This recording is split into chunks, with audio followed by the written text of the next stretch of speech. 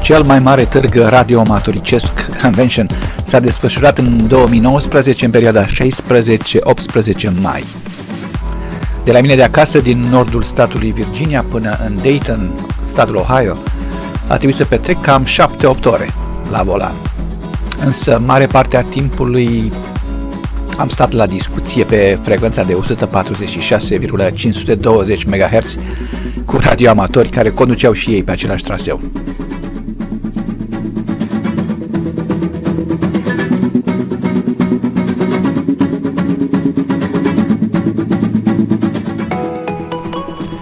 Primul popas a fost la adunarea anuală a Clubului Iubitorilor de Telegrafie CW Ops, care a avut loc la restaurantul Spaghetti White House, nu departe de hotelul Crown Plaza.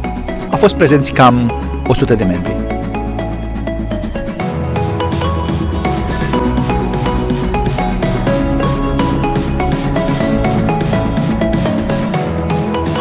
N2YO or the Hamvention. Welcome to Hamvention. N2YO.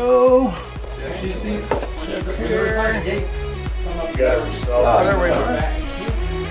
Okay, there's your badge, a lanyard to go with it. Oh, appreciate it. Thank you so much. You need a parking pass. I will. I talked to the volunteer section. I think that's okay. Okay, I need you to sign in, please. I will.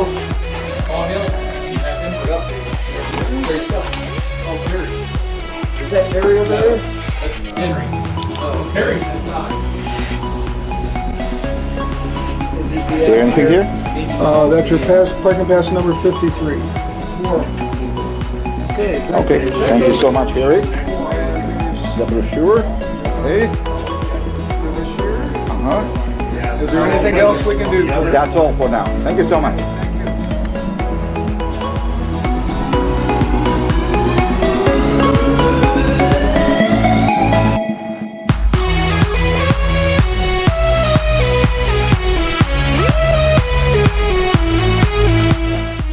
Este ora 9, suntem în fața binecunoscutului târg internațional pentru radioamatori Hamvention. Data este 17 mai și porțile Hamvention s-au deschis. Anul trecut au fost peste 28.000 de participanți numărați după biletele vândute. Să vedem care va fi situația în acest an. Evenimentul s-a desfășurat în aceeași locație ca și în anii 2017 și 2018, anume Greene County Fairgrounds and Expo Center, în Xenia, Ohio, la aproximativ 30 de km sud-est față de arenele Hara din Dayton, acolo unde târgul s-a organizat din 1952 până în anul 2016. Thank you.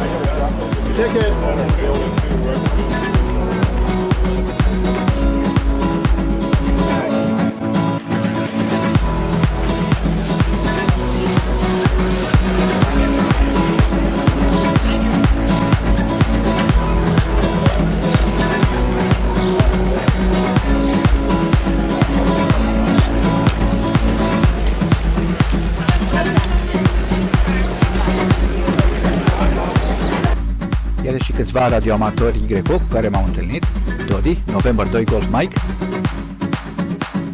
Gabi, Y8 Whiskey și Costel, Kilo Golf 6 November Kilo. În imagine se vede și Adrian Kilo Oscar 8 Sierra Charlie Alpha. Senzația evenimentului Hamvention a constituit o lansare a noului transceiver K4 produs de Elecraft. Era într-un fel o evoluție naturală pentru că majoritatea competitorilor de pe piața de transceivere de unde scurte lansează deja echipamente așa numite SDR, cu eșantionare directă la intrare. Elecraft produce linia de transceivere pe unde scurte K3, al căror succes a fost dovedit în multe concursuri internaționale și în expediții. Standul Elecraft a fost foarte aglomerat și a fost greu să obțin un interviu cu cineva de la Elecraft, însă până la urmă am reușit să stau de vorbă cu Eric Schwartz, Whiskey Alpha 6 Hotel Queen, co-owner al firmei Elecraft, despre acest nou transceiver K4. We're talking here with Eric. He's the co-owner of Elecraft, Kilo Alpha 6 Hotel. Whiskey American 6. Whiskey American. Quebec. Okay, and now the new N2YO of aircraft and the newest gadget here in Dayton is the K4. So we are going to ask a few questions, Okay. Eric. First of all, tell us the most important reasons that aircraft has upgraded K3S to Actually, K4. first and most important thing, I'm going to turn down the background noise. Okay, that's good.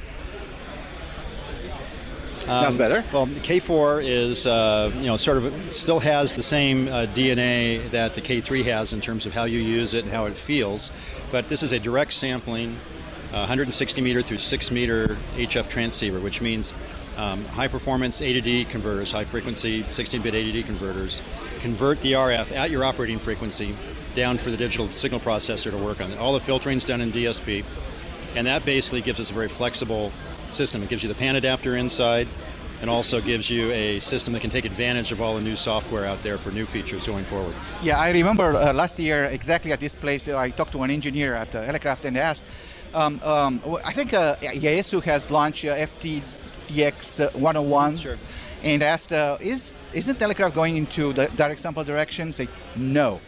Aircraft will never go that way, and that's it. You'll never see this direct sampling with us. Sure that was an engineer? Or I don't know, but I was shocked when somebody told me that K4 is now on display. Well, I already had something working back then, so that. Okay. Anyway, it's a great equipment. Yeah. Now, what do you think would be a reason that a K3S owner would upgrade to K4? Well, the K3S is a wonderful radio, and we're still selling those now. But I say the main difference is the K4A is an integrated radio. It has the P3 pan adapter capability and all of the other K3 operations built into it. You do not have to buy crystal filters, so you save money there on it. On top of that, it's a radio with a future going. They both have futures going forward, but the K4 obviously is using newer technology, so you'll see more evolution of design and features on it going forward. But also the K4 has built-in networking, remote control capability with Ethernet in the back. So we don't have to use external boxes like you do on the K3 or computers to do remote control. So that's a big change too. It's also a radio that you can improve over time, where we can add new features to it. We have 3 models, the K4, K4D, and K4 HD. And you can buy upgrade modules to go from one to the next. Okay, I understand. Now I see a big display on this K4. Yes. Is it, many people are using K3 for the Expedition. Oh yes, yeah. What do you think would do the display? Is it full protected or tested into for difficult environment conditions? It's the manufacturer of the display specifies it over a pretty wide commercial temperature range, so it's not a big problem there. I'm sure if you're at minus 30 degrees, it may not display or something like that, but it really hasn't been a big problem for most of the operations we're in, because if the humans are able to operate and their fingers aren't too cold, the radio is going to be happy enough. So yeah, hopefully yes. Not a big problem. Yeah. Because even the liquid crystal displays on the K3 aren't specified to be out in sub-zero weather, but they've had no problem on the D-Expedition, so okay. worked very well. Now, I know that the K4 has the options, so some Yes. modules. If you put all the modules together and you consider this as being taken to the Expedition, what would be the total weight of the total pack? weight, if it's fully configured with our K4 HD, is probably going to be somewhere around, I'd say, 13 pounds, maybe 14. The basic radio, the K4, is about 10 pounds right now. So that's probably, plus or minus a pound, that's about how it will be. So it's still very portable. And we're designed it so this can still be taken to the field if they need to. I understand. One more question. I know the radio will have, it has built-in VHF, UHF, or... Sure. Yeah, we have an option that we'll be bringing out probably later this next year, but we have a provision for a dual-band VHF, UHF radio integrated inside the K4. So any of the 3 K4 versions can actually kick that. That will be able to, when we bring it out, be all mode, just like the K4 is, on 2 meters and 440 megahertz. Okay, so you'll be a module put inside and become also VHF, UHF. Yes, it's an internal module, yes. Right. Also, some people ask, does it have a full duplex capability? Not currently. We're not doing full duplex right now, but I will look at that certainly when we do the dual band module. I understand. Satellite guys are interested of course, into that. Yeah. Okay, more final question is about pricing, of course. Sure. What would be the price tires that you have for Okay, the the basic K4, which has the direct sampling, 2 receivers. All the radios have at least 2 receivers. The basic K4 sell with all the filtering built in and so on sells for $3,999. When you go to the K4D, we add another digital down converter, A to D converter, and that gives you the ability now to use the 2 receivers on different antennas. And you can also do what's called diversity reception, where you have both receivers on the same frequency with 2 different antennas. Correct. Sometimes you have one antenna higher or different angle. Yeah, I'm aware and one about single that. fades Yes, out. Yes. So that's a very big advantage on the K4D. So what would be that price? That price would be about $500 more, so about $34.99. So what's next? Next in the top version is the K4 HD. I don't have final pricing for that because that one's in development. We'll be shipping that a little bit later than the first 2, and you can upgrade to that, of course, at any time. And that one adds a K3 style superhet hybrid front end to the radio, where we basically convert down to 8.2 megahertz with crystal filters that we supply for a wide and a narrow bandwidth, say 2.8 to 3 kilohertz, maybe a 500 or 400 hertz filter. And then within that, after that filter, we direct sample the 8 megahertz. And we have a very good dynamic range with our direct sampling. So even inside those filters, whatever is left in there for interference, we can, if it's very close to you, we can cut that out with the DSP. Okay. So what that buys you is primarily a little bit better third-order intermodulation over the direct sampling, but more importantly, it gives you significantly better blocking dynamic range, which is desense, where one big signal or many compress your front end and you don't... Contest type So traffic. for the mostly the biggest users are probably going to be people with multi-transmitter in the same band. Yeah. Because that's where that challenge is for any radio. I know. And we want to have K3 performance for that. So. Yes. And K4 is very close to that normally, but in extreme situations, like the expeditions will have verticals on a beach, no isolation between antennas, and 2 people on the same band. That helps very much. So are you saying that the basic model doesn't have a dual receiver? No, it has 2 receivers in the basic model. Even the basic model? Even the basic model. But it doesn't have a dual antenna? No, it's on the same antenna on the basic model. Okay, got it. You have to go to the K4D, the second model, which is a simple upgrade to. Okay. Are you going to shut down the K3S line? Not until people stop wanting to buy it in enough volume for us to manufacture. So that is not going to be a replacement. It'll be in parallel. I think it's certainly our next generation radio. And certainly over time, the K3 will eventually go away probably, but I'm not in a hurry to make it go away because it's a popular radio. And the pricing that you told me is a special Dayton, or is just this is our introductory pricing, and actually it's not. That's approximate pricing. We start shipping at the end of this year, November, December. Okay, so people make a reservation. Yeah, they make a reservation and give us a deposit. Right. And they get on the list earlier. If they give a full deposit, they're the first production run and so on. But once we start shipping, if the cost of materials change dramatically, up or down, we'll adjust the price slightly. I understand. So you're planning to sell the first one at the end of this year? We'll ship the first ones at the end of this year. Okay, I got it. That's pretty much it. Okay, thank you so much, Eric. Okay.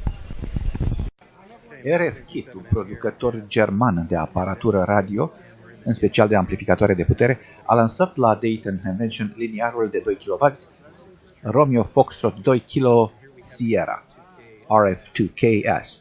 În Statele Unite, RF Kit vinde echipamentele prin intermediul firmei DX Engineering. Noul amplificator este foarte arătos, este compact, are parametri electrici excelenți și se poate achiziționa sub formă de kit, astfel încât fabricantul nu are nevoie de omologarea FCC, lucru care contribuie evident la prețul scăzut, aproximativ 50% față de prețul echipamentelor cu performanțe similare ale competitorilor consacrați. Un aspect notabil este comutarea de pe emisie pe recepție, care nu se face cu relee, ci cu diode plin, ceea ce oferă un mod QSK rapid și silențios. L-am prins într-un moment mai liber pe Reinhard, Delta Hotel 3 November Alpha Bravo, deținătorul firmei RF Kit, și i-am pus câteva întrebări. Hi, Reinhard, Delta Hotel 3 November Alpha Bravo. We are here to admire the new RF2KS amplifier, which is a brand new product of RF Kit. So what is special about this power amplifier? What's special about this is, first you need to go back, we were selling the RF2K brand since for years already. It's called the RF2K Plus. And now we developed a new version, which is called the R2KS. I think we have which is mainly we get now pin diode switching. So fast fuse K below 5 milliseconds, improved cooling system. So this S stays for silent, for the switching, Solid. for solid, and special. It's special. really now everything out of the last 3 years we captured on the ideas from Ham's as feedback. We put into the new one, and up there here, see, you can see it in here together with the other one. That's the way it's being delivered by DX Engineering in the US now. So S may come also from a special price, right? Well, S is as well a special price. I didn't want to mention it, but it's a good point, yeah. So, well, DX Engineering sells it as at $4,500. Okay. As the kit price, and as a completed version, assuming we got FCC, the S is not very much higher. It's the cheapest. It's a full size, full power. Full power legal limit, a lot of headroom. The 2K says maximum. And the solid state. Solid state. Okay, 50 megahertz, Yes. or it's optional. No. 1.8 to 54. What's the weight of this guy? 34 pounds. Built-in power supply. You can't hear it. Actually, this one is running over there, yeah? There's no noise at all. People saying, oh, my transceiver is louder than the amplifier, and that says a lot. Do you have a special interface with transceivers? All kinds. IP, a USB, cut interface, supports all interfaces you can imagine.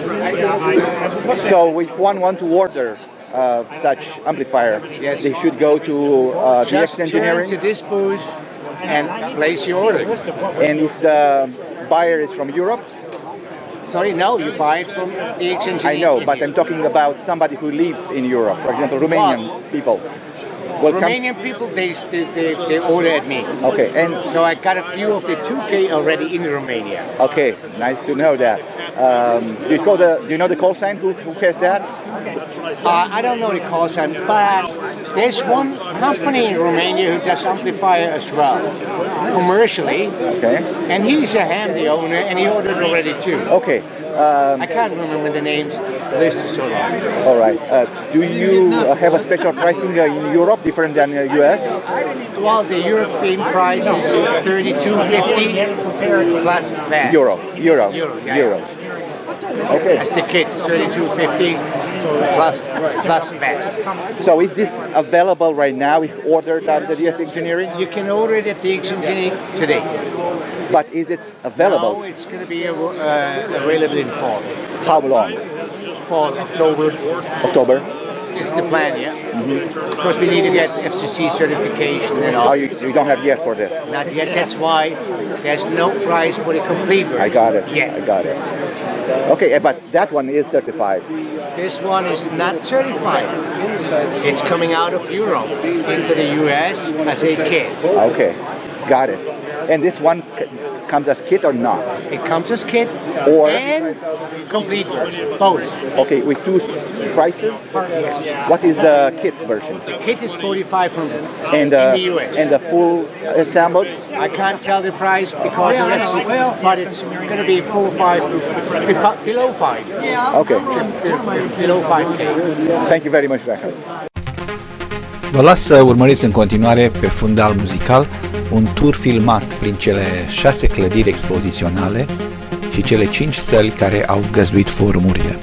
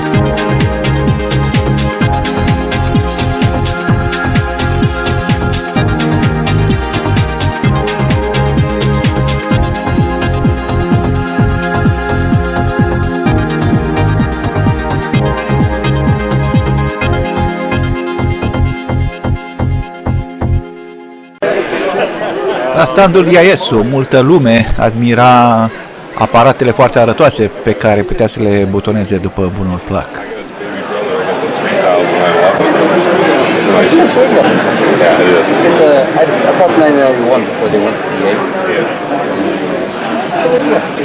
Tradiționala distribuție gratuită de șepci a avut loc și în acest an, astfel adăugând și eu încă una colecției mele impresionante de șepci IAS-ul dobândite la acest târg de-a lungul anilor.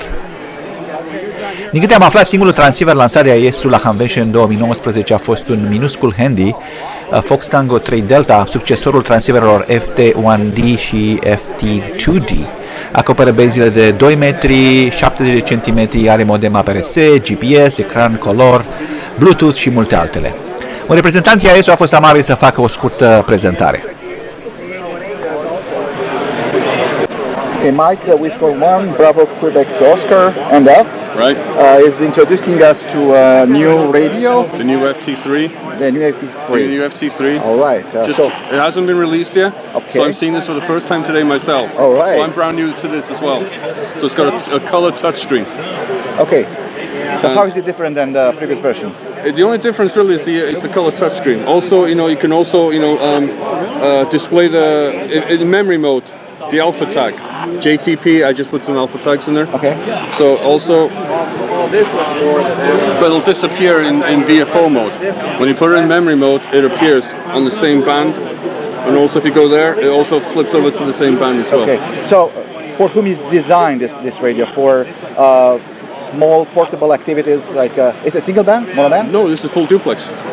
I know, but what bands? Oh, 2 meters, 70 centimeters. Okay. Yeah, so it's really designed just as a dual band handheld for the normal. It does also C4FM, so it does digital voice. All right. You can use it for satellites too. There's the full duplex. It's full duplex. Yeah. Oh, that's downlink, great. 2 meters, 70 centimeters. 2 meters up, 70 centimeters down. That's so. The previous version, was it the full duplex too? Yes. So the major difference is the color. That's the big difference. Yeah. Okay. That's the FM radio. Thank you very much. FT3, no problem. Yeah, thank you very much. Una dintre cele mai populare activități care se desfășoară pe durata evenimentului Hamvention este Contest Dinner, la care în acest an au participat 500 de radioamatori. Sala ballroom a hotelului Crown Plaza fiind în acest an arhiplină. În fiecare an, la Contest Dinner sunt aleși pentru Sticky Contest Hall of Fame unul sau mai mulți radioamatori meritoși care au dovedit că au avut de-a lungul carierei contribuții remarcabile la dezvoltarea fenomenului de contesting în radioamatorism. Tradiția acestor premieri a fost începută de revista americană CQ Magazine încă din anul 1967. În acest an au fost aleși pentru CQ Contest Hall of Fame următorii radioamatori: Bruce Horn, Whiskey Alpha 7 Bravo November Mike, pe care mulți îl cunosc din paginile de internet dedicate concursurilor Ham Radio, Dean Straw, November 6 Bravo Victor, și Krasimir Chris Kovarik, 9 Alpha 5 Kilo, care a făcut din păcate Silent Key. Numai Bruce, Whiskey Alpha 7 Bravo November Mike, a fost prezent pentru a primi valorosul trofeu, după care a ținut un scurt discurs autobiografic.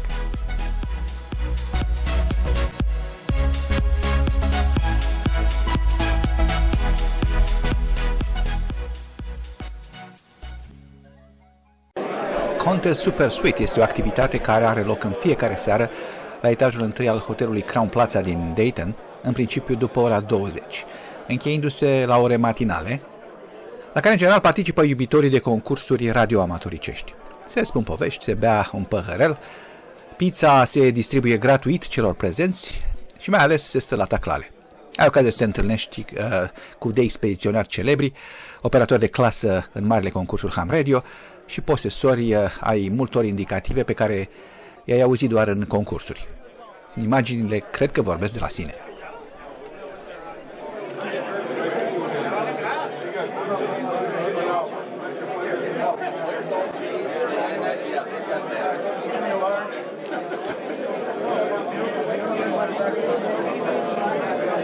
That's PVRC sponsored?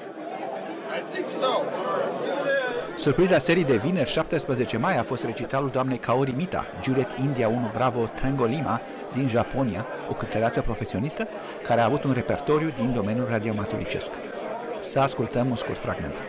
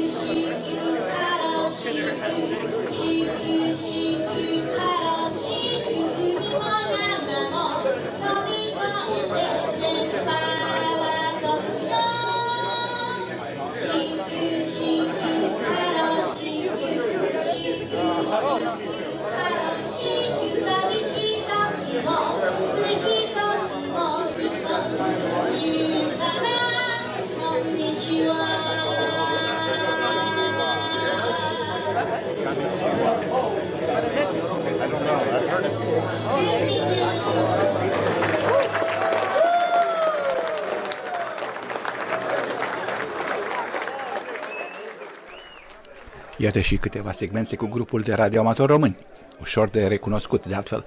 Adrian Kilo Oscar 8 Sierra Charlie Alpha sau Y8 Sierra Charlie Alpha, Gabi Y8 Whiskey, Cezar, Victor Eco 3 Lima Yankee Charlie și Costel Kilo Golf 6 November Kilo.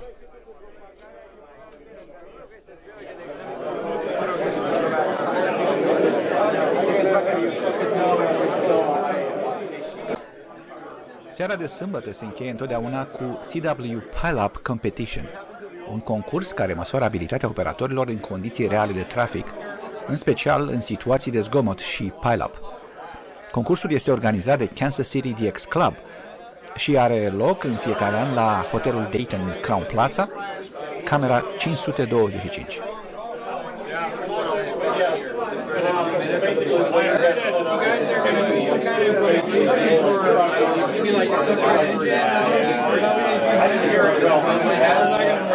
I'm down here. I'm actually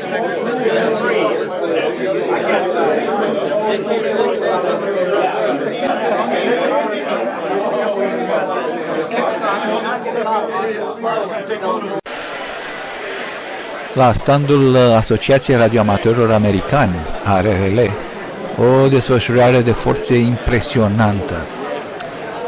La magazinele ARRL se putea achita taxa de membru, se puteau cumpăra publicații, precum broșuri, cărți și reviste, tricouri, pălării, medalioane și multe altele.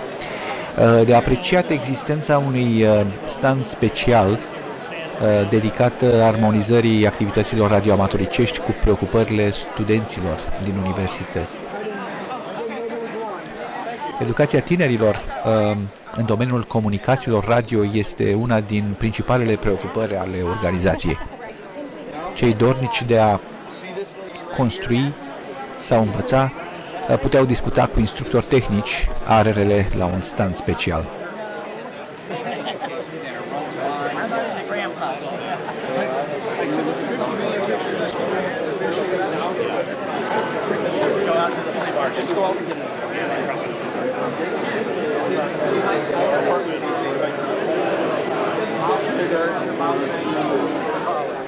Cine nu dispune de echipamente de laborator acasă, poate să aibă stația radio testată și verificată pe loc la Hamvention.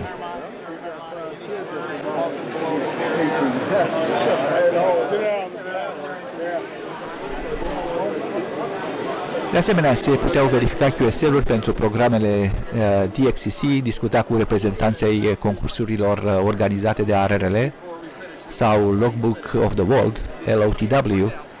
Se puteau trimite direct QSL-uri prin birou.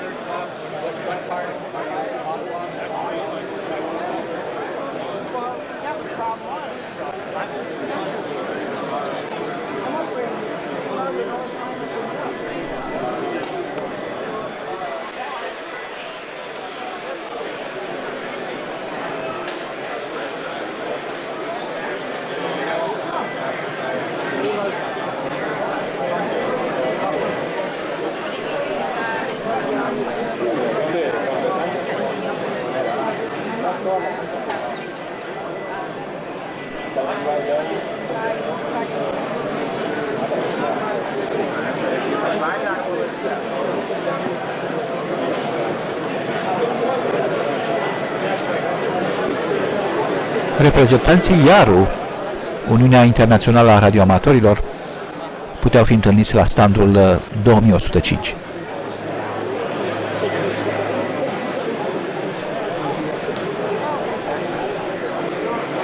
Cel mai mare stand de organizație, după ARRL, firește, la Hamvention este întotdeauna AMSAT, Asociația Radioamatorilor Pasionați de Comunicații via Satelit.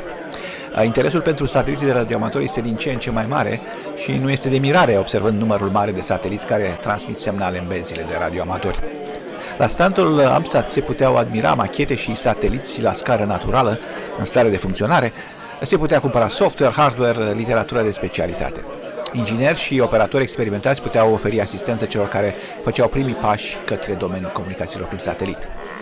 Președintele AMSAT, Joe Spire, Kilo 6 Whisky Alpha Oscar, a fost foarte amabil să facă o prezentare a exponatelor prezentate publicului, între care modelul complet funcțional al primului satelit de radioamatori, Oscar 1, a ocupat un loc de cinste. Pentru cine nu cunoaște, Oscar este abrevierea de la Orbiting Satellite Carrying Amateur Radio. Oscar 1 a fost lansat pe orbită în anul 1961.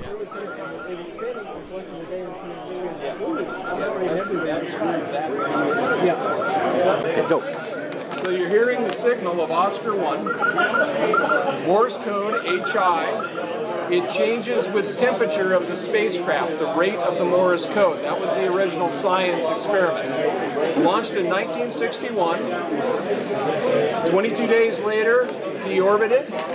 The flight spare of Oscar 1 is at the Udar Hazy Smithsonian Air and Space Museum down in Virginia. They won't let us have it. The only other model that they had was the engineering model. And Project Oscar, it banged around for a little while for schools and shows and that type of stuff, and it finally ended up at its new home. It's been at the ARRL in Newington, Connecticut, at the League's home. It is the national convention of the ARRL. It is AMSAT's 50th anniversary, and the League graciously donated this to us for display. Our 50th anniversary, and it's their national convention. So we have it on display. It's operating. We also have other parts and satellites here. There's a component of a receiver from Oscar 6. That's a full-size replica there of Oscar 7. Oscar 7 was launched in 1974. In the 80s, the batteries shorted together. In the early 2000s, the batteries finally failed open, and Oscar 7 came back to life when it's in the sunlight, and you can operate Oscar 7 today. This is a full-size mock-up of Phase 3A. It was launched on the second Ariane launch ever, and unfortunately that one ended up in the Atlantic Ocean. But they gave us another couple of launches, and these are 1/3 size models of Alpha Oscar 10 and Alpha Oscar 13. This is 1961. This is 2019. These are the Fox 1U CubeSats.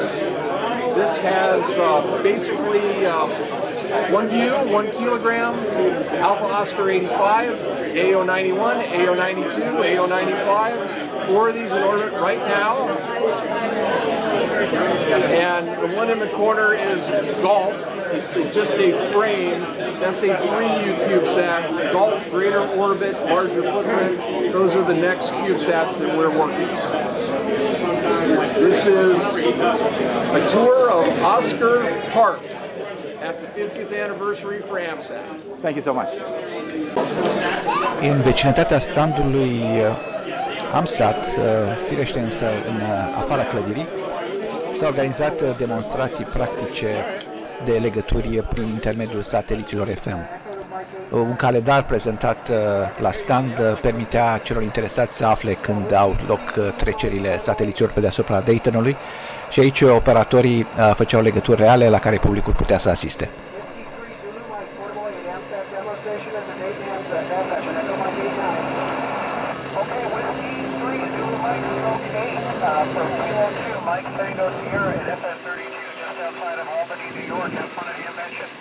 Okay, QSL, K2MTS, Whiskey 3 Zulu Mike, Portable 8, Dayton Hamvention, Echo Mike 89, 73. 73.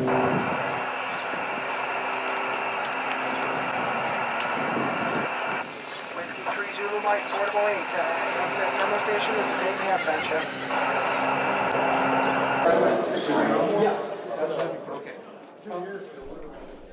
Și dacă tot veni vorba despre AMSAT, Merită a fi amintit și dineul, sau, așa cum mai este numit în mod tradițional, banchetul lansat.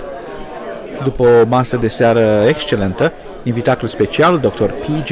Erickson, Whiskey One Papa Juliet Echo, de la MIT Haystack Observatory, a avut o prezentare cu titlul Noi frontiere ale umanității în înțelegerea geospațiului.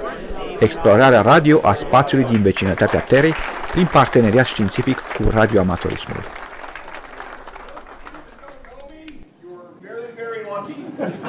My name is Joe Spire, K6WAO. I'm the president of AMSAT. Una dintre componentele evenimentului Hamvention, mai puțin popularizată în poveștile participanților la întoarcerea acasă, este organizarea de cursuri pregătitoare și examene pentru obținerea licenței de radioamator. Pentru candidați, totul este gratuit aici.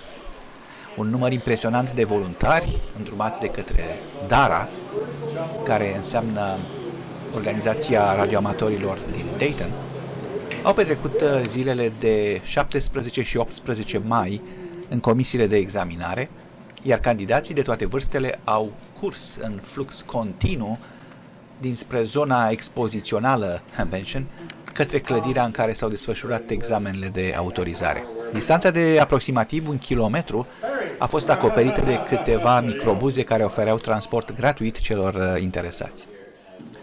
A fost impresionant să văd foarte mulți tineri, chiar copii, care doreau să devină radioamatori.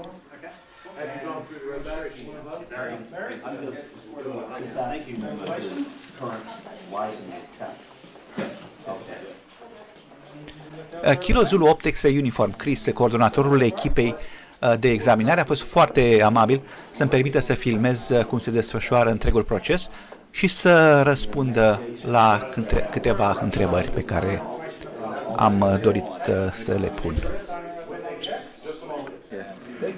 First three people are grading the tests that are completed by the applicants. And we have a computer where the information is placed into an electronic file. That laptop there? That laptop right there. They print out the documents that have to be signed, and then the next three people at each table are the ones that actually sign the information and paperwork. Okay. And they all are volunteers here? They are all volunteers. Okay. So let me ask you a few questions. This is Chris, Kilo Zulu 8 X-ray uniform. He's in charge here with licensing exams for whoever is willing to take or upgrade a license at the Dayton Hamvention. So, Chris, how many students did you have so far at this edition? Yesterday we had about 140 people test, and about 96 of them passed. Is that normal? Is it more or less the ratio of failures? That's a pretty normal ratio. Normally we might have a few more people testing. Yesterday was a little slow. Okay. How about what do you expect to have for the 2 or 3 days of Dayton? How many people are generally? We expect about 350 people to test, and somewhere 275 to 300 of them will pass. All right. By pass, you mean upgrading or A new license. What are the most popular licenses, as the entry level or upgrading? This year we've had a lot more people in the upgrades. A significant number of people have gone for our amateur extra license this year. I see. And if from your guess, probably you don't have that number, but what do you think? Is this hobby interesting for young generation more than the past, or is it? It's a challenge for the young kids. They have a lot of distractions with cell phones and other technology, but we have a lot to offer, and especially with a lot of the digital modes that are coming online nowadays, there's a lot of things out there to grab people's attention and to keep their interest. I know that, but did you see any trend in the past years? Is going down? It's steady. Did you see any change? We're seeing a significant number of young people, really young people. We had a young man today that was 7 years old and passed his technician test. We've had several young ladies that have passed their technician test. Just a few months ago, a young lady was 9 years old and became an amateur extra. So they are out there. We just have to reach out and get them. I see. One more question. How many people are helping you involved in this kind of activity? All total, I have 84 volunteers that are helping. 84? 84 people over 2 days, two different sessions that are helping out with us. And everything is free here? Everything is free. They don't have to pay any fee for anything? No fee for testing, no fee for your license. It's all free. Yeah, that's amazing. That is courtesy the fact that we are with the Laurel VEC, free license exams, and who picks up the tab for that is our home sponsored club, which is the Dayton Hamvention Radio Association. So everybody in this room is there a member or is helping as a Dayton? They're helping the DARA, yes. But they're not necessarily from... Not necessarily, no. We have folks here from all over the country right now. We have a lot of people that are from Ohio, a lot of people that are not from Ohio. And I have actually had volunteers that were international. So. And you also administer tests for international people if they want to get a license here. Test for international is not a problem. Did you have any in this convention? Oh, we've had several. Several Australians have come through. A lot of Canadians. We have a lot of Canadians come down from up north. We've had people from Europe, people from the Far East, all over. Okay. And I saw the bus shuttle. Is that paid by whom? Who is sponsoring this? I'm not sure who pays for the shuttle. Because it's free. It's free. But that is done by the local Adult Recreation Association. I see. And this building is what? Is a school or It's a church. Is a church. Yes. Yeah. Very interesting. Thank you very much, Chris, and I appreciate your hard work that you're doing here. Oh, thank you very much. Pentru orice târg radioamatoricesc, talciocul este o componentă care nu poate lipsi. În mod tradițional, Hamvention organizează un talcioc, numit în engleză flea market, de mari proporții, cu sute de vânzători la tarabe și mii de cumpărători, într-un flux neîntrerupt. Este nevoie de câteva ore bune, sau chiar o zi întreagă, să apuci să vezi toată marfa care este expusă la vânzare. Din fericire, vremea a fost foarte bună în acest an și a cooperat în totalitate, ceea ce a făcut ca activitățile de la talcioc să fie de succes pentru toată lumea.